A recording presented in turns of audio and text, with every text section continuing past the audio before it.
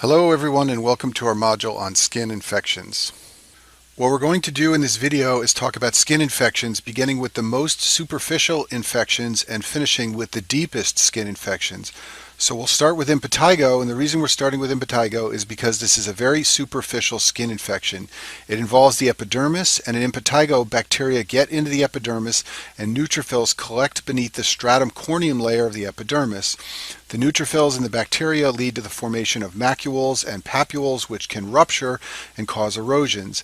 In addition, the rupture can lead to dried sebum on the skin, and this creates the classic so-called honey-colored crust of impetigo. This is a picture of a child with impetigo on the screen here. This disorder is common among children, and you can see that there's a honey-crusted lesion on the face. Impetigo is highly contagious. We'll talk about the bacteria that cause it in a minute, and this has implications for children because this often occurs in children. So if a child develops impetigo, that child has to be sent home from school and cannot return until he or she has gone to the pediatrician and been on antibiotics for at least 24 hours. There are two subtypes of impetigo. The first type is called impetigo contagiosa. It's also called non-bullous impetigo. This is the traditional and most common form of impetigo. It typically affects the face and the extremities, and it's caused usually by Staph aureus, but also sometimes by beta hemolytic strep. And by this I mean mostly strep pyogenes, which is group A beta hemolytic strep. And this form of impetigo leads to the classic honey-crusted lesions like we talked about on the last slide. The second form of impetigo is called bullous impetigo, and this form gets its name because in bullous impetigo, bullae form on the skin. This is a picture of a bulla shown on the screen here. It's a fluid-filled collection. Some people will simply call it a blister.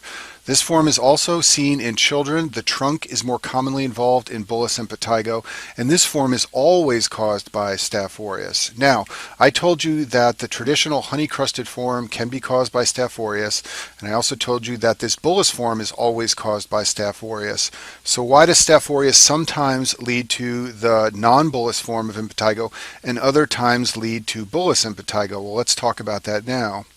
Some strains of Staph aureus produce a toxin called exfoliative toxin. It's also called exfoliatin, and this toxin destroys keratinocyte attachments. The way it does this is by cleaving the desmoglein 1 complex, and it's high yield to remember this for step 1. This is a desmosome protein that links keratinocytes together. So when strains of Staph aureus produce this toxin, keratinocyte attachments get destroyed in the stratum granulosum. This leads to one layer of the skin detaching from another, and then fluid can fill in that space, and that's what leads to bullous impetigo. So the reason some forms of Staph aureus cause bullous impetigo is because of this toxin and because it destroys attachments in the stratum granulosum. This same toxin produced by some strains of Staph aureus can cause a problem in babies called the scalded skin syndrome. This is a newborn disease. When babies are born, their skin is colonized by bacteria. Remember, there are normally bacteria found on our skin. And sometimes babies are colonized with a strain of Staph aureus that produces the exfoliative toxin. And in this case, the toxin is produced diffusely all over the baby's skin. This classically occurs about 3 to 7 days after birth when babies are becoming colonized with bacteria. The baby can develop fever and then diffuse erythema, and the skin can begin to slough off. This is a picture of a baby with the scalded skin syndrome here. You can see that the skin is peeling or sloughing off. Now remember what I told you on the last slide. The damage in scalded skin syndrome, just like the damage in bullous impetigo, is intraepidermal. The toxin produced by Staph aureus is affecting the granular layer of the epidermis. What this means is that even though this looks scary in a newborn baby, the skin will peel off and then it will heal completely with no scar because the dermis and the basal layer of the epidermis remain intact. Babies with the scalded skin syndrome often have Nikolsky's sign. This is when the skin slips off with a gentle tug. This happens anytime layers of the epidermis detach from one another. You can basically pull the layers apart. The treatment in a newborn baby is with antibiotics, and like I said before, it usually heals completely with no scar. So just like bullous impetigo, the scalded skin syndrome is related to Staph aureus, and it's related to that exfoliative toxin destroying keratinocyte attachments. Now let's talk about the skin infections erysipelas and cellulitis. We'll talk about these together because they have many features that overlap. The main difference between the two is the layer of skin involvement. I'll talk more about this in a second. The way these infections usually develop is there's a break in the skin or trauma to the skin, and this allows bacteria to enter the layers of the skin. This causes redness and warmth, sometimes fever. Usually these are unilateral infections. That's because they're caused by trauma, so usually there's only trauma to one side of the body. They're very common on the legs and lower extremities because we often fall and damage the skin in these areas. In addition, erysipelas is common on the face. Erysipelas is an infection of the superficial dermis. So remember in impetigo, that was an infection of the epidermis. Now we're talking about infections of the dermis. And in the case of erysipelas, we're talking about the superficial dermis. This tends to affect either young children or older adults, and it's usually caused by group A strep or strep pyogenes. It typically has an acute onset. Patients develop fevers, chills, and rash signs of infection, and then they develop a red rash on their skin with a clear demarcation between the rash and normal skin. This is a classic feature of erysipelas. Here's a picture of a man with erysipelas, and note that there is this very clear demarcation between the red and infected skin and the normal skin. That's classic for erysipelas. It also tends to occur in older patients like this man. It also tends to occur on the face. So this is a classic presentation of what erysipelas can look like. Remember, it is an infection of the superficial dermis. Cellulitis is similar to erysipelas, however, the infection in this case is the deep dermis, not the superficial dermis. In addition, it can sometimes involve the subcutaneous fat. So remember that the layers of the skin are the epidermis, if you look at this picture on the bottom right side of the screen, followed by the dermis, followed by the subcutaneous fat. In cellulitis, we're talking about the deep dermis and the subcutaneous fat. This typically occurs in the middle-aged and especially the elderly. It rarely occurs in children. Many of your patients on the inpatient service in medicine will have cellulitis, and they are usually elderly patients. It's caused by group A strep, like strep pyogenes, and also sometimes Staph aureus. In contrast to erysipelas, this tends to have a slower onset. It doesn't have that abrupt onset with fever and chills. A slower onset of a rash, focal pain, and warmth over a few days. And then another classic feature of cellulitis that distinguishes this disorder from erysipelas is that the borders are ill-defined and they tend to spread out over time. Here's a picture of a man with cellulitis. Note that it's hard to tell precisely where the border is. There's some deep red over in this area here, and then it gets lighter, and then there's normal skin here. It's not as clearly demarcated as erysipelas. In addition, cellulitis tends to spread outward, so when patients are being treated, often you will mark the edges of the rash so that you can tell from one day to the next whether the rash is expanding or receding. Another skin infection that is related to cellulitis and erysipelas is a skin abscess. A skin abscess is a collection of pus. Pus is made up of neutrophils and bacteria, and in a skin abscess, a walled-off collection of pus develops in the dermis or subcutaneous space. This is usually caused by Staph aureus, and it leads to the presence of a red, painful nodule on the skin. The skin over the area of pus will be tense and raised. I'll show you a picture of this in a minute. And this often develops as a complication of cellulitis and erysipelas. You can imagine that if these processes lead to bacteria in the skin, that sometimes an area of pus can become walled off. And it's important to recognize a skin abscess because it usually requires incision and drainage. Antibiotics have difficulty penetrating the walled off area of the abscess. Here's a picture and a cartoon of a skin abscess. If you look at the picture on the left side of the screen, notice that the skin is raised and tense above the abscess. This needs to be incised and drained to let the pus out, and then the area can heal.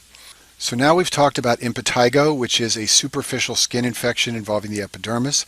We've also talked about cellulitis and erysipelas, which is an infection involving the dermis. Now we're going to talk about necrotizing fasciitis, which is the deepest skin infection. It's also the most dangerous. Necrotizing fasciitis gets its name because it's infection of the fascia. Let's look at this cartoon on the bottom left side of the screen here. We've got the epidermis as the most superficial layer. Beneath that is the dermis. Beneath the dermis is the subcutaneous fat, and beneath that we have muscle and deep fascia. Deep fascia covers the muscle, and that's what becomes infected in necrotizing fasciitis. It's infection of the muscle fascia and the subcutaneous fat. This leads to destruction or necrosis of all the tissue above the fascia, so that this tissue on the left starts to look like this cartoon on the right, where we've got all sorts of holes from necrosis of the tissue. You can have gas down in the deep tissues. That's what happens in necrotizing fasciitis. The skin can go through lots of color changes in necrotizing fasciitis. It can be red and mimic cellulitis, but it can also become purple, blue, gray, or black. In addition, because this is a deep infection, fluid can collect, and this can lead to the presence of bullae. And then finally, the skin and necrotizing fasciitis is painful and tender to the touch.